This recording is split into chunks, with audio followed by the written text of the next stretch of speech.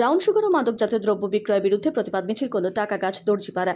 এদিন টাকাগাছ দর্জিপাড়া সংলগ্ন এলাকার একটি মাঠ থেকে তাদের এই মিছিল বের করা হয় এবং সেই মিছিল ওই এলাকার প্রত্যেকটি জায়গা পরিক্রমা করে এবং একই স্থানে এসে শেষ করে।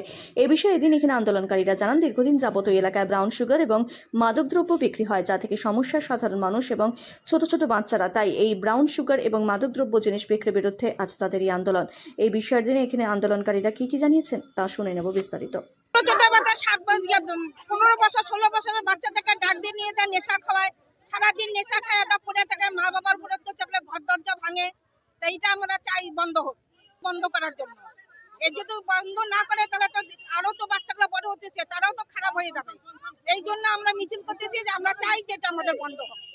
এখানে মাদকদ্রব্য যে জিনিস নেশাগ্রস্ত আমাদের দর্জিপাড়ার ওই টার্নিং থেকে আমাদের যে নদীর ধারে একটা চেক বাঁধ আছে, ওখানে মাদকদ্রব্য বিক্রয় হয়। আমরা প্রশাসনকে বারংবার বলেছি, কিন্তু প্রশাসন কোনো স্টেপ নেয়নি। আমরা কয়েকদিন এর জন্য মিছিল করলাম, আন্দোলন করলাম, প্রশাসন কোনো পদক্ষেপ নিচ্ছে না।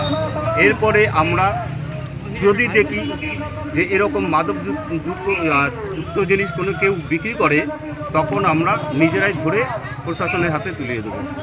এবং শুনশুনি বাজারে যে আছে মদ বিক্রি হয়, এই মদ বিক্রি নিয়ে আমি বহুত দিন থেকে আন্দোলন করছিলাম, প্রশাসন কোনোদিন আমাকে সহযোগিতা করেনি।